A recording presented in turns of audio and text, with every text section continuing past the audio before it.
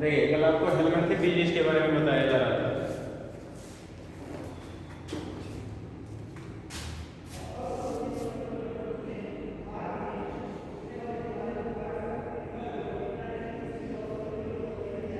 Helminthic disease के बारे में आपको बताया जा रहा था, जिसमें हेलमेंथिक डिजीज में आपको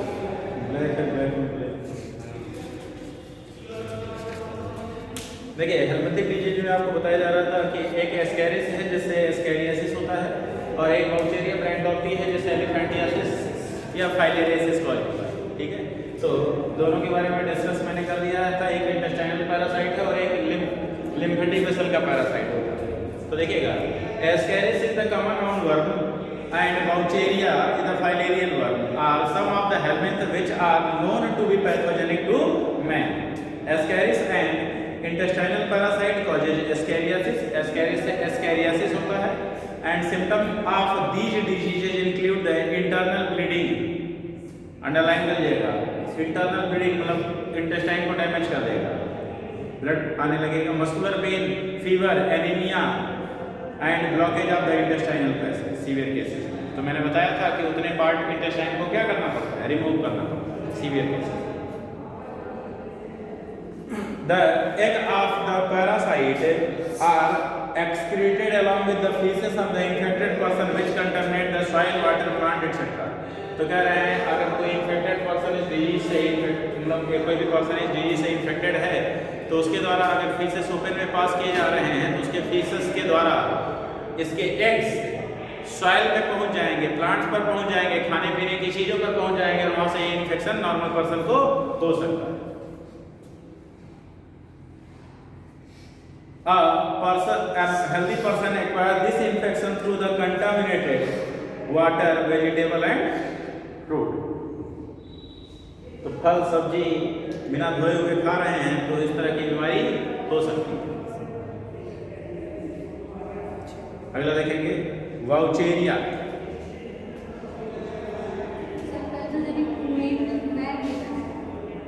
क्या हुआ? पैथोजेनिक टू, हाँ तो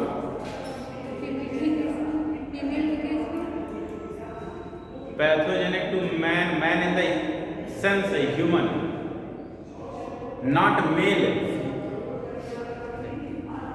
एक्चुअली मैन वुमेन जो होता है ना, वो इंग्लिश में जेंडर क्लियर करने के लिए हम यूज करते हैं। अगर इन जनरली यूज किया जा रहा है तो इसका मतलब दोनों, मैन मतलब क्या, ह्यूमन। ठीक है, अब जैसे अब कहते हैं कि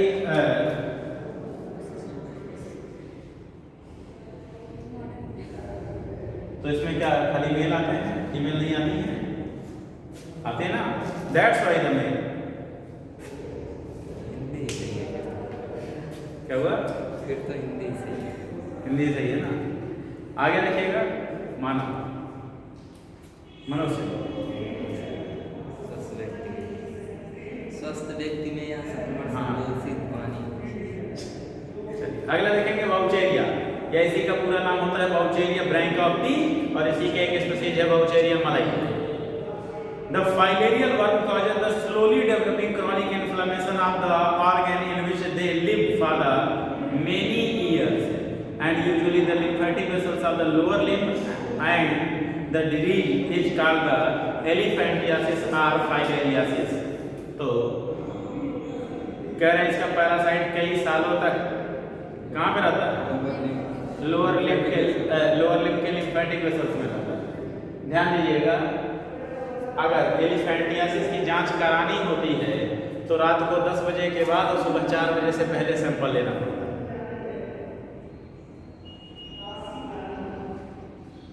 रात को 10 बजे के बाद और सुबह 4 बजे से पहले सैंपल लेना पड़ता है। कहेंगे सर ऐसा क्यों? चला फिरा ना हो मतलब रेस्ट के। देखिए, जो लिम्फ वेसल होती है वो बॉडी के डीपर एरिया में पाई जाती है। कोई भी लिम्फ वेसल आपको बाहर से नहीं पता चली होगी कि कहाँ पे है, तो पहली बात तो उससे सैंपल कलेक्ट करना बहुत मुश्किल है। दूसरी बात कि ब्लड वेसल्स हमारी पेरिफेरल रीजन की तरफ पाई जाती है। तो जब दिन के समय बॉडी बाहर का टेम्परेचर जो होता है वो ज़्यादा होता है, तो बॉडी का टेम्परेचर भी इसी के अकॉर्डिंग जो है ज़्यादा होने की कोशिश करेगा, क्योंकि हम होम्योथर्म तो रेगुलेट कर लेते हैं, लेकिन गर्मी तो लगती है ना। तो ये क्या करते हैं, ये यहीं पे पड़े रहते हैं लिम्फेटिक। लेकिन जब रात होती है तो बाहर का टेम्परेचर जो है वो डाउन होता है, ठंडा लगता है। तो ये कहते हैं कि थोड़ा सा घूम आए, तो ये माइग्रेट करके कहाँ चले जाते हैं? ब्लड वेसल्स में चले जाते हैं और रात भर यहीं पे रहते हैं, ठंडी का मजा लेते हैं, और फिर जब सुबह होती है तो फिर से लिम्फेटिक वेसल में माइग्रेट करते हैं। तो इसीलिए जो सैंपल लिया जाता है वो रात के समय। ठंड के केस में दोनों जगह मिला करके रहते हैं, तो ले सकते हैं। इन जनरली जो है जो सैंपल लिया भी जाएगा वो रात के समय। अब ऐसा सब क्वेश्चन BHU में, MU में, एम्स में पूछा जाता है। अब तो इतना डीप लेवल की जानकारी काहे के लिए करना है? आधे डॉक्टर तो ऐसे होते हैं। तो कह रहे हैं क्रॉनिक इन्फ्लेमेशन हो जाता है लिम्फ वेसल का, जिसकी वजह से लोअर लिम्फ जो है वो अफेक्टेड हो जाता है। And the genital organ are also often affected. कभी कभी जेनाइटल ऑर्गन एक्सटर्नल जेनिटलिया भी अफेक्टेड हो जाता है। And resulting in the gross deformities, मतलब बहुत बड़े लेवल पर जो है वो नुकसान पहुंचाता है, डिफॉर्मेलिटीज कॉज करता है। And the pathogens are transmitted to a healthy person through the bite of the female mosquito vector. देखिए, फिर भी वेक्टर लिखा गया है, फाइलेरिया मच्छर से नहीं होता है, वाउचेरिया से होता है। मॉस्किटो क्या है? वेक्टर होस्ट है इसका। कौन सी mosquito? Culex. Anopheles malaria, Culex filaria, और डेंगू एडिस। आगे देखते हैं।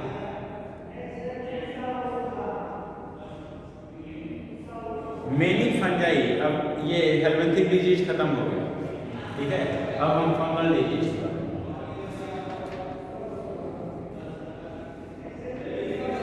फंगस से होने वाली बीमारी।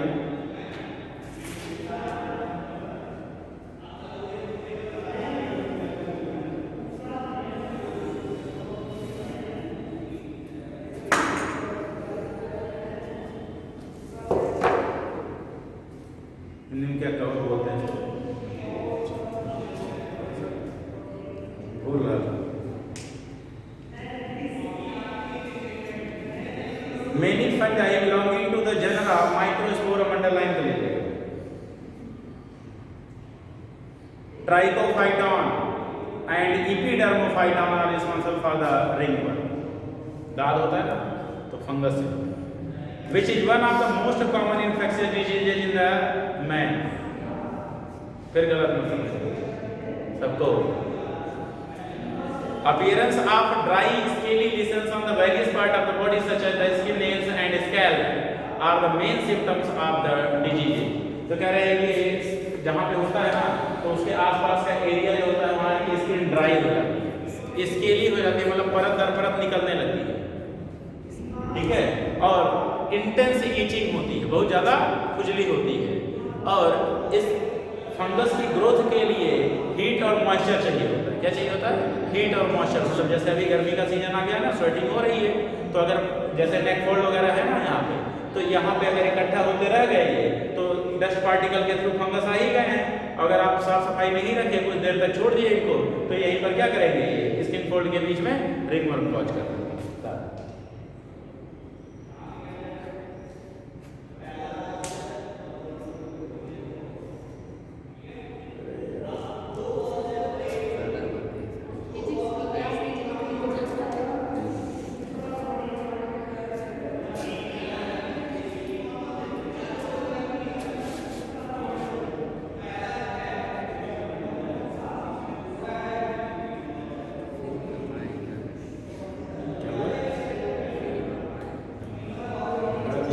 पता थोड़ी ना है कि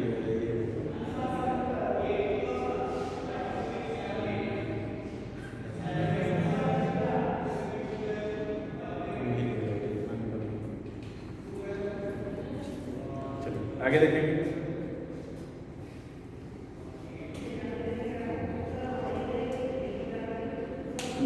These lesions are accompanied by the intense itching. In lesions में जो घाव होंगे वहाँ पे बहुत ज़्यादा itching होगी, खुजली होगी। Heat and moisture help these fungi to grow, which make them thrive in the skin folds, such as those in the groin or between the toes. Groin ये रीजन कहलाता है जहाँ लोअर पेल्विक रीजन होता है ना, जहाँ से पैर फोल्ड होता है, दैट इज द ग्रोइन। ठीक है, तो यहाँ पे होता है या फिर पैर की उंगलियों के बीच में होता है। एथलीट फुट कहलाता है। क्या कहलाता है? Athlete foot. जैसे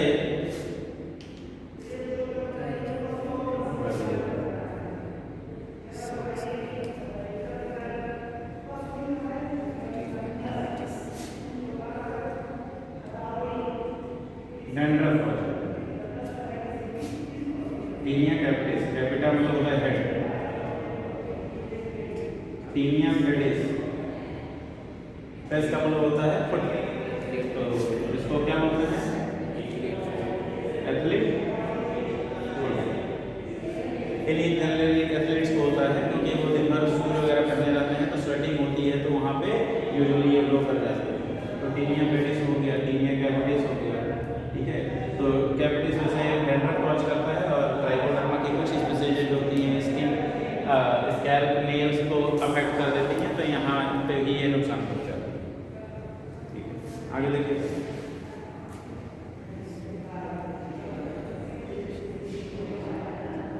Ringworm are generally acquired from the soil or by using the towel, cloth or even the comb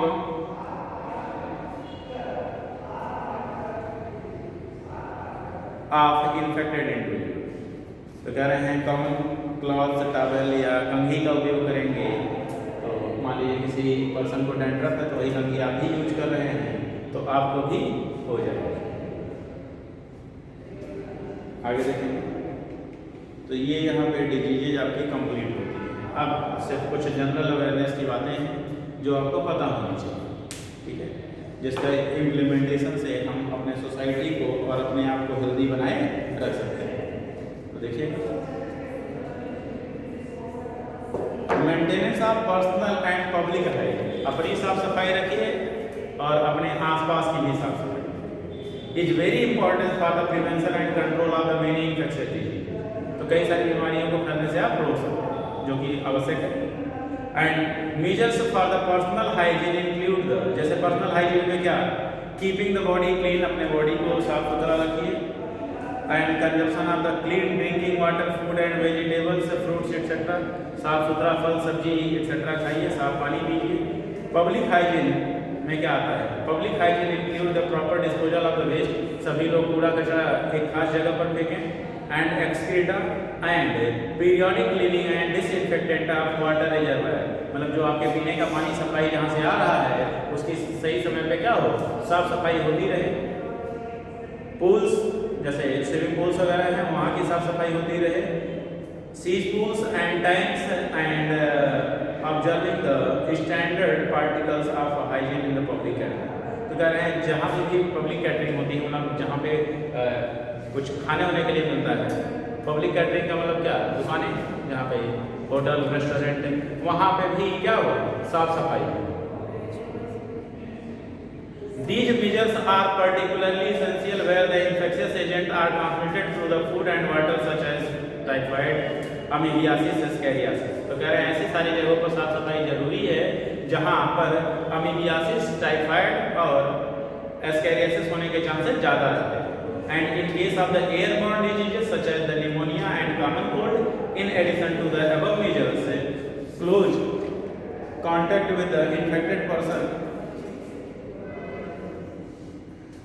close contact with the infected person or their belongings should be avoided। तो कह रहे हैं जैसे common cold है, कुछ airborne disease हैं, pneumonia है, तो इसके लिए क्या करना चाहिए आपको? ये जो सारे ऊपर मेजर्स लिखे गए हैं ना, इसके अलावा आपको उस इन्फेक्टेड पर्सन से दूरी बनाए रखनी चाहिए।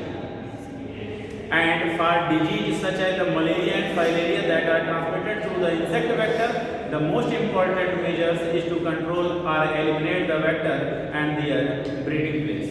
तो कह रहे हैं ऐसी कई सारी बीमारियां जो किसी वेक्टर के थ्रू फैलती हैं, तो आप क्या करिए, उस वेक्टर को डिस्ट्रॉय कर लीजिए या उसको कंट्रोल कर लीजिए या उसके ब्रीडिंग प्लेस को क्या करिए, डिस्ट्रॉय करिए। तो जैसे मॉस्किटो वेक्टर है ना, कई सारी बीमारियां फैला रहा है, क्यूलेक्स एनोफ्लीज है, फाइलेरिया है, मलेरिया है, एटसेट्रा। तो ये बीमारियां आपको मॉस्किटो के थ्रू ही ट्रांसमिट हो सकती हैं, क्योंकि इनका पैथोजन डायरेक्टली नहीं एंटर कर सकता हमारे बॉडी में। तो सबसे जरूरी बात ये है कि इनका जो ब्रीडिंग प्लेस है इनको डिस्ट्रॉय कर दीजिए या इनकी संख्या पे कंट्रोल कर लीजिए, मतलब फॉगिंग वगैरह करा दीजिए, अपने घर के आसपास पानी इकट्ठा मत होने दीजिए, उसको डिसइंफेक्टेंट कर दीजिए, ये सारी बातें। और ज़्यादा अवेयर हैं तो क्या मूसियाला के पास नालों देखेंगे। These can be achieved by avoiding the stagnation of water in and around the residential area। अपने घर के आसपास कहीं पानी इकट्ठा मत करें। Regular cleaning of the house hold coolers, अपने घर के कूलर की साफ सफाई रखिए। यूज ऑफ मॉस्किटो नेट, मच्छरदानी यूज करिए। And introducing the fish like the gambusia in the pond that fade on the mosquito larvae and spraying of insecticide in the डिचेज, मतलब गड्ढों में इंसेक्टिसाइड का छिड़काव कर दीजिए और तालाब में गैम्बूसिया ला के डालिए। Ditches and drainage area and swamps, मतलब दलदली स्थानों पर ले जाके छिड़काव कर दीजिए, etcetera. In addition door and window should be provided with the wire mesh to prevent the entry of the mosquito. कह रहे हैं लोहे की जाली जो है वो आपके खिड़की दरवाजों पर लगी होनी चाहिए, जिससे मच्छर अंदर ना। Such precautions have become more important, especially in the light of the recent widespread incidence of the vector-borne, that is Aedes mosquito diseases like the dengue and chikungunya in many part of the India। तो कह रहे हैं जैसे dengue है, chikungunya है, तो ये Aedes इजिप्टी के द्वारा फैलाया जाता है। तो ये मॉस्किटो बॉर्न डिजीज है, तो इससे बचने के लिए इन सारे प्रिकॉशंस को आपको ध्यान में रखना चाहिए, बचाव के तरीकों को ध्यान में रखना चाहिए।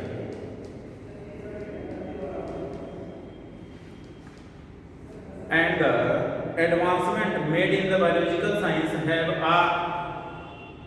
armed us to effectively deals with the many infectious diseases। तो कह रहे हैं जैसे जैसे हमारे बायोलॉजिकल साइंस में क्या हुआ है, एडवांसमेंट हुआ है, विकास हुआ है, तो हमारे पास कई सारे ऐसे तरीके या हथियार डेवलप हो गए हैं जिनसे हम इन्फेक्शियस डिजीज से बच सकते हैं। अरे भाई वही बात कर रहे हैं, लिक्विड है, स्प्रे है, एक्सेट्रा, तो आप छिड़काव वगैरह करके बच जाते हैं ना। The use of the vaccines and the immunization program have enabled us to completely eradicate a deadly disease like the smallpox। तो कह रहे हैं हमने इम्यूनाइजेशन प्रोग्राम के थ्रू जो है एक जानलेवा बीमारी को लगभग जड़ से खत्म कर दिया है, जो कि है क्या, स्मॉलपॉक्स। माता जी, बड़ी माता, स्मॉलपॉक्स क्या, बड़ी नाम में स्मॉल लगा है, बड़ी माता जी। इसमें जो बीगोज होता है ना, छाले जो होते हैं ना, बड़े बड़े होते हैं, तो कुछ में छोटे छोटे, कुछ में बड़े बड़े आते हैं, तो इसमें बड़े बड़े स्मॉल पॉक्स बड़ी। अब देखिए इससे धर्म से तो रिलेटेड इसलिए कर दिया गया है क्योंकि माता जी नहीं हैं, तो अब साफ सफाई रखेंगे, उस कमरे में कोई जाएगा नहीं, आपको अलग से बिस्तर मिल जाएगा, आपके लिए अलग से साफ सुथरा खाना बनेगा, साफ सुथरा नहलाए जाएंगे, रोज कपड़ा चेंज करेंगे, ठीक हो जाएगी। नीम का पत्ता रख दिया जाएगा, हल्दी वाला दूध पिलाया जाएगा और एंटीवायरल होता है हल्दी, ठीक है। नीम में भी एंटीबैक्टीरियल और एंटीवायरल प्रॉपर्टी पाई जाती है, तो इससे दूर रहता है बस। ध्यान रखिएगा, नमक मत खाइएगा, ठंडी चीज़ें खाइएगा। नमक खा लेते हैं कुछ लोग तो इंटेंस ईचिंग होने लगती है, खुजली होने लगती है बहुत ज़्यादा। और जैसे जितने विभोज हैं उनको आप फोड़ देंगे तो अगर पानी वहाँ से निकल गया तो वहाँ गड्ढा बन जाता है, वहाँ का टिश्यू डैमेज हो जाता है। अगर आप वैसे ही छोड़ देंगे तो निशान पड़े रहेंगे, जो कि एक डेढ़ साल के अंदर क्या होता है, गायब हो जाता है।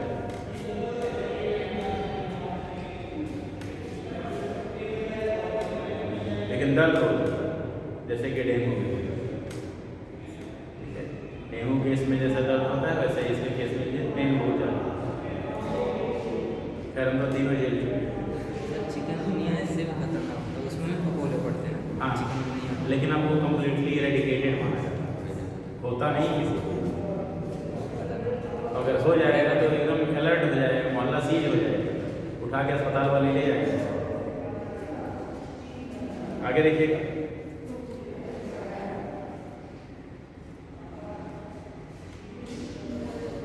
the use of the vaccination and immunization program have been enabled us to completely eradicate a deadly disease like this smallpox. A large number of the other infectious diseases like the polio, diphtheria, pneumonia, tetanus have been controlled by a large extent by the use of the vaccine. तो polio positive variant, polio का positive variant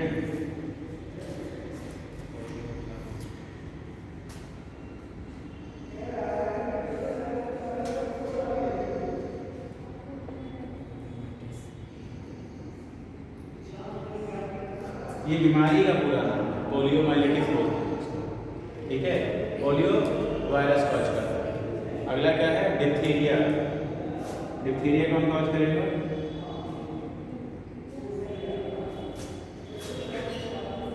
Corynebacterium diphtheriae. अरे corynebacterium diphtheriae बताया था ना, गलत घोंटू। आगे क्या है, pneumonia, streptococcus pneumoniae, haemophilus influenzae, tetanus,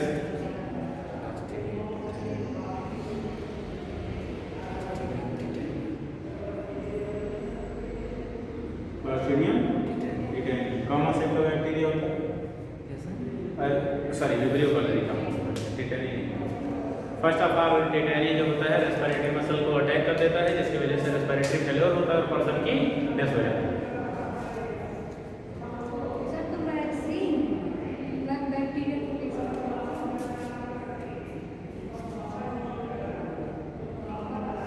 diphtheria, pertussis, tetanus, तीनों का एक वैक्सीन होता है, DPT का टीका लगता है, ठीक है। और बचा क्या, टिटेनस। तो टिटेनस टीटी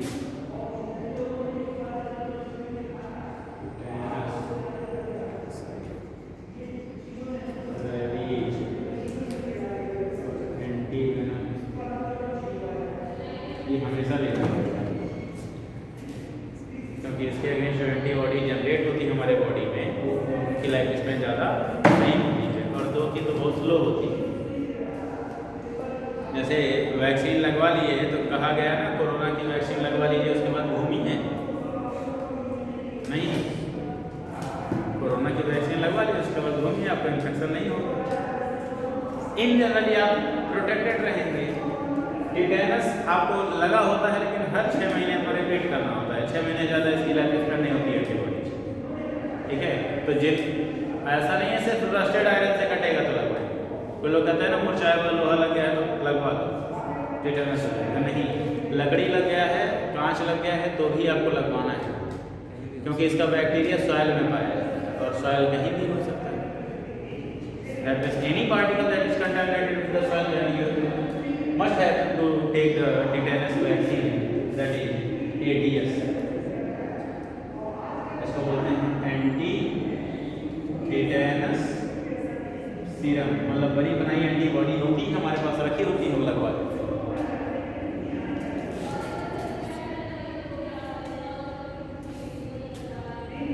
रेबीज,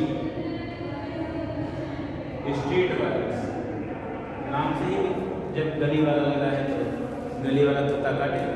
कुत्ता ही नहीं, कुत्ता, बंदर, बिल्ली, सियार को कुछ भी काट ले, कोई भी जंगली जानवर जो ब्रश ना करता हो तो लगवाना पड़ेगा। दांत उसके इतने साफ होते नहीं हैं तो पैथोजन पाया जा सकता, ठीक है। और ये एंटीवेनम स्नेक या पॉइजनस इंसेक्ट के काटने पर लगवाया जाता है। अब ये नहीं कि एंटीवेनम लगवा के आए हैं और गए हैं सांप पकड़ रहे हैं लो काट लो, हम तो लगवा के आए। और एंटी रेबीज का वैक्सीन लगवा लिए तो गली कुत्ते को दौड़ा दौड़ा मार रहे हैं, कह रहे हैं तुम काट लोगे तो हमको क्या होगा, हम तो लगवा के आए हैं। ऐसा बिल्कुल नहीं। एंटीवेनम हमेशा स्नेक बाइटिंग के बाद, पहले से आप ले ही नहीं सकते। ये तो दिया जाता है न्यूट्रलाइज कर, सही समय पर पहुंच गया तो बच जाएंगे, नहीं तो पहुंचे तो नहीं बचेंगे। दूसरी कि एंटीवेनम जो होता है वो कई तरीके का होता है। जब आपको कभी मान लीजिए सिर काटा नहीं होता, कभी किसी को काट लेता है तो जब डॉक्टर के पास पहुंचते हैं तो डॉक्टर डिस्क्रिप्शन मांगता है। सांप कैसा था, कितना बड़ा था, कैसा दिखता था, उसके बॉडी पे पैटर्न कैसा था। इतना समय थोड़ी ना मिला था देखने के लिए, काटा भाग गया, घबरा गया।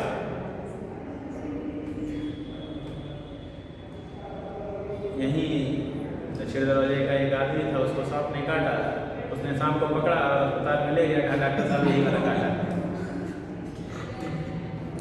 डॉक्टर साहब अपनी कुर्सी उसे छोड़ के भाग गए। भाई आप उससे पूछते ना कि कौन सा वाला काटा है, कैसा काटा है, तो लो देख लो यही वाला काटा है, तो भाग गए। अब उसने सोचा होगा कि एक बार काट लिया है, मरना होगा तो मरेंगे ही, तो इससे बढ़िया क्यों ना साथ ले करके चलेंगे, कम से कम पहचान तो लिया जाएगा कि कौन सा वाला काटा है। तो एंटीवेनम हमेशा बाद नहीं दिया जाता। अभी इस पर रिसर्च जारी है, कुछ साइंटिस्ट रिसर्च कर रहे, एक आदमी है जो अपने बॉडी में daily small amount of antivenom inject करता है, वो भी कोबरा का पॉइजन, और कुछ नहीं इंजेक्ट करता।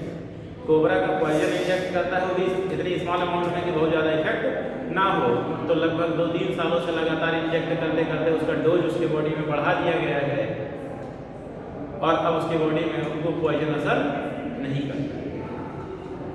लेकिन अब इतना समय। दूसरी बात, poisonous non poisonous snake biting का तरीका मैंने बता दिया था, नहीं?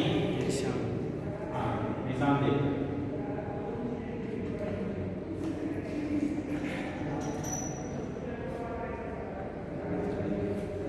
ये वाला नॉन पॉइजनस है, ये वाला पॉइजनस है। ये फैंग्स होते हैं, सांप के दो बाहर वाले दांत जो पॉइजनस होते हैं उन्हीं में पाया जाता है, नॉन पॉइजनस में नहीं पाया।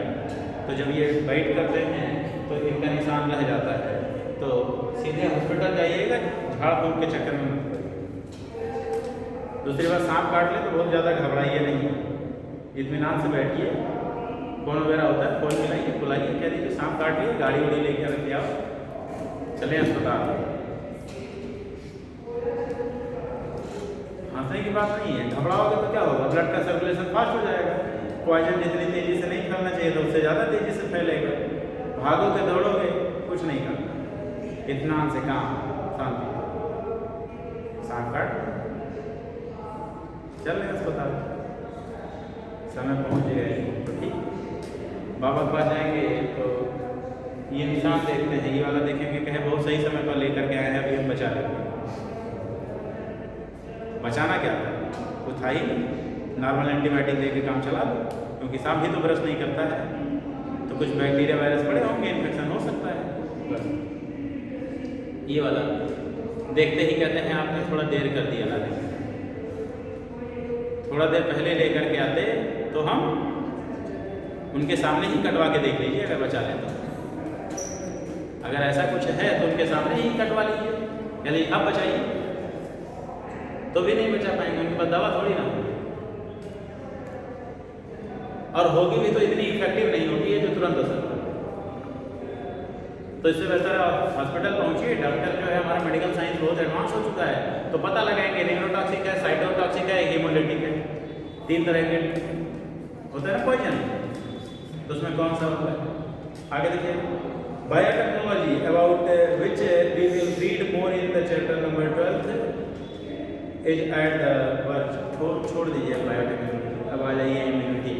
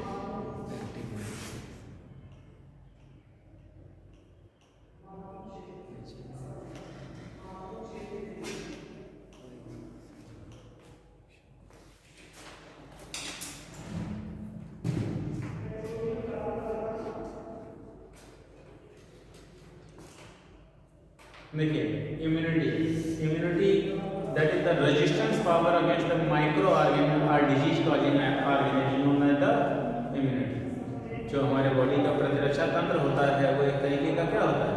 रेजिस्टेंस होता है, प्रतिरोध क्षमता होती है जो डिजीज कॉजिंग माइक्रो ऑर्गेनिज्म के अगेंस्ट काम करता है। दो तरीके की होती है, एक इन्नेट और एक एक्वायर्ड होता है। इन्नेट मतलब सिंस बर्थ, जन्मजात। नॉन स्पेसिफिक होता है। कैसा होता है? नॉन स्पेसिफिक, मतलब सबको एक समान। और एक्वायर्ड क्या होता है? स्पेसिफिक होता है, मतलब कुछ खास तरह के माइक्रो ऑर्गेनिज्म के अगेंस्ट क्या होता है? अब इसमें इन्नेट में नॉन स्पेसिफिक है फिजिकल, फिजियोलॉजिकल, सेलुलर और साइटोकेमिकल। फिजिकल मतलब हमारे बॉडी की ऐसी कुछ बनावट होती है, स्ट्रक्चर होता है जो हमको क्या करता है? रेजिस्टेंस पावर प्रोवाइड करता है, like the skin of our body and mucus membrane. जैसे कोई भी पैथोजन जो है वो हमारे स्किन के थ्रू इंटर करेगा या फिर वोकल या नेजल पैसेज के थ्रू इंटर करेगा। तो दोनों पैसेज में म्यूकस मेम्ब्रेन पाई जाती है, तो म्यूकस से रिलीज करता है, तो उस पैथोजन को ग्रो नहीं होने देगा, किल कर देगा। दूसरा है फिजियोलॉजिकल, मतलब हमारी फिजियोलॉजी ऐसी कुछ होती है कि जैसे हमारे स्टमक में HCl सीक्रेट होता है, हमारा सलाइवा एसिडिक होता है, ठीक है, लाइसोजाइम पाया जाता है, तो इसकी वजह से कोई भी पैथोजन ग्रो नहीं कर पाता है। तीसरा क्या है? सेलुलर, मतलब कुछ सेल्स हैं जो सेलुलर लेवल पर डिफेंस प्रोवाइड करती है, like that development. And cytokine, cyto का मतलब है सेल, काइन का मतलब है सिक्रेशन, मतलब सेल के द्वारा कुछ सब्सटेंसेस सिक्रेट किए जाते हैं, तो क्या करता है? डिफेंस प्रोवाइड करता है, like that interferon, interleukin etcetera. WBC है तो इंटरल्यूकिन सीक्रेट करेगा, और कोई वायरस इन्फेक्टेड सेल है तो वो इंटरफेरॉन सीक्रेट करेगा, ठीक है।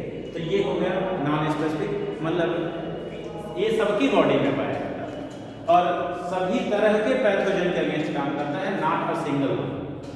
ऐसा नहीं है किसी एक के विरुद्ध, सबके खिलाफ काम करता है, ठीक है। अब एक्वायर्ड में देखिएगा स्पेसिफिक होता है, क्यों? इसमें दो तरीके का है, नेचुरल और आर्टिफिशियल। नेचुरल क्या है? नेचुरली जो हमारे बॉडी में बने हुए नेचुरल एक्टिव और नेचुरली जो किसी और बॉडी में बनी हो और हमारे बॉडी में पहुंच जाए तो वो पैसिव है। तो नेचुरल एक्टिव में IgG नेचुरल एक्टिव ये तो कोई भी इन्फेक्शन होता है। हाँ, नेचुरल में नेचुरल इन्फेक्शन हो जाए, आपको कोई बैक्टीरिया पैथोजन आपके कांटेक्ट में आ गया तो उसका एंटीजन आपके बॉडी के अंदर गया, आपके बॉडी ने उसके अगेंस्ट क्या करे, एंटीबॉडी बनाया, तो वो नेचुरली हुआ, एक्टिव हुआ। ठीक है। और नेचुरली पैसिव में मतलब बनी बनाई एंटीबॉडी जो है वो अगर किसी और बॉडी में बने और किसी और को दे दिया तो मदर से foetus, mother to foetus, IgA और IgG, immunoglobulin G before birth because it can cross the placenta barrier, smallest size का एंटीबॉडी है, मॉलिक्यूलर वेट 1,46,000 डालर है। ठीक है।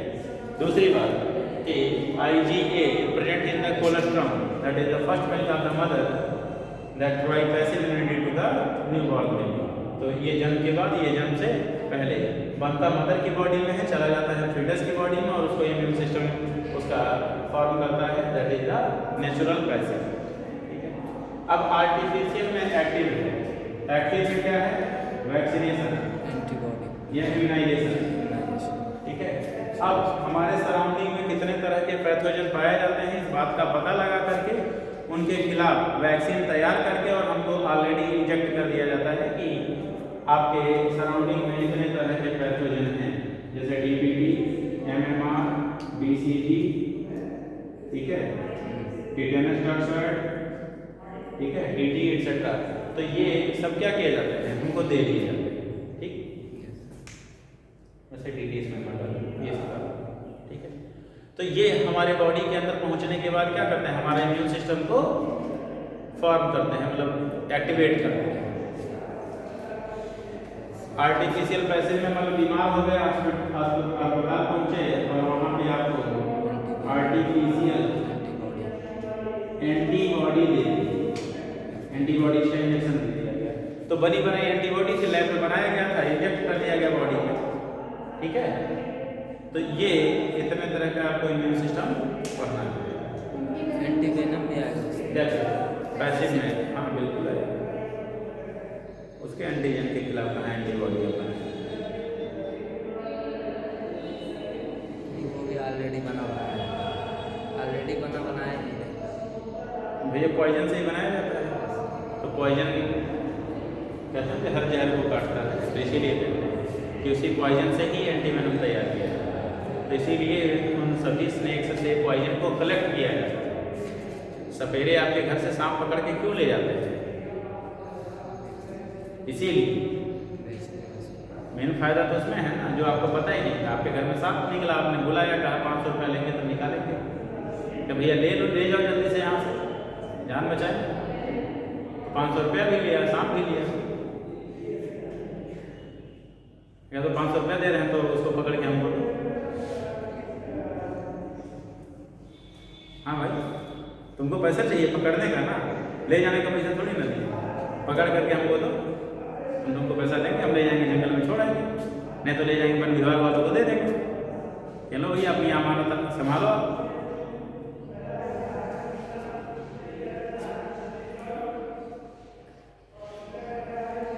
तो देखिएगा immunity, every day we are exposed to a large number of the infectious agent, however only a few of these exposure result in the disease. कह रहे हैं हम डेली जो है वो कई सारे तरह के बैक्टीरिया के कांटेक्ट में आते हैं, पैथोजन के कांटेक्ट में आते हैं, लेकिन हमको कुछ कम से ही बीमारी होती है, सबसे नहीं होती। वाई, ऐसा क्यों है? तो जब तक आपका immune system, due to the immune system, जब तक आपका इम्यून सिस्टम जो है वो स्ट्रांग है, पैथोजन से फाइट करेगा, देन यू आर प्रोटेक्टेड। तो जब तक आप जीतते हो पैथोजन से तब तक आपको नहीं पता चलता, लेकिन जिस दिन पैथोजन जीत जाएगा तो उसके सिम्टम्स नजर आने लगेंगे, तो आपको पता चल जाएगा कि यही अटैक है। And this is due to the fact that the body is able to defend itself from the most of these foreign agent. तो कह रहे हैं हमारा बॉडी इस तरीके से बना होता है कि इन सारे एजेंट से हमको क्या कर सकता है, बचा सकता है। This overall ability of the the host to fight the disease causing organ conferred by the immune system is called the immunity. तो इस तरह का जो बचाव का जो तरीका है हमारे बॉडी का, वही क्या कहलाता है? इम्यूनिटी कहलाता है। Immunity is of two type, that is innate and acquired immunity. तो पहले हम बात करेंगे इनेट जो जन्मजात होता है। Innate immunity is non specific, underline कर लीजिएगा, and type of the difference that is present at the time of the birth. कह रहे हैं ये जन्म से ही पाया।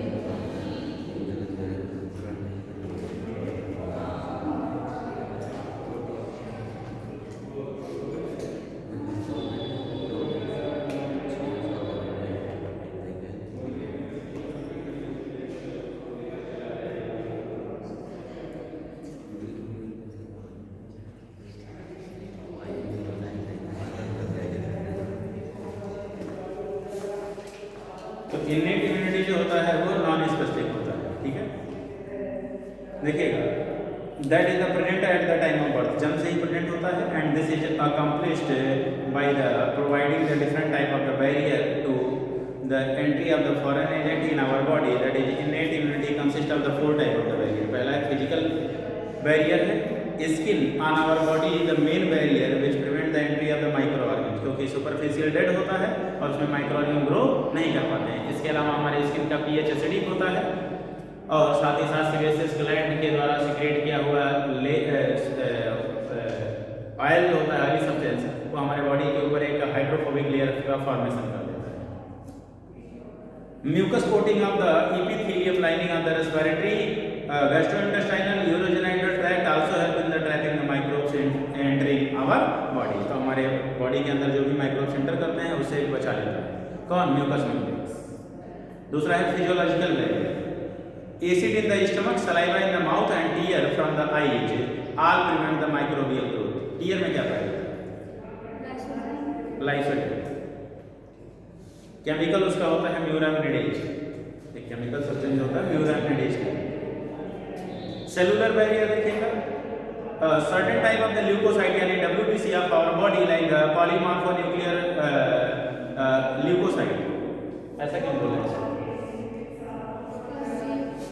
Due to shape of the nucleus, इसीलिए देखिए पॉलीमॉर्फा, पॉली का मतलब है मेन, मॉर्फा का मतलब है आकार, न्यूक्लियर मतलब न्यूक्लियस, ठीक है। पॉलीमॉर्फा न्यूक्लियर ल्यूकोसाइट बोल रहे हैं, लाइक दैट द न्यूट्रोफिल। इसमें 2 से 5 या 2 से 7 न्यूक्लियस पाए जाते हैं, लूप्ड होते हैं।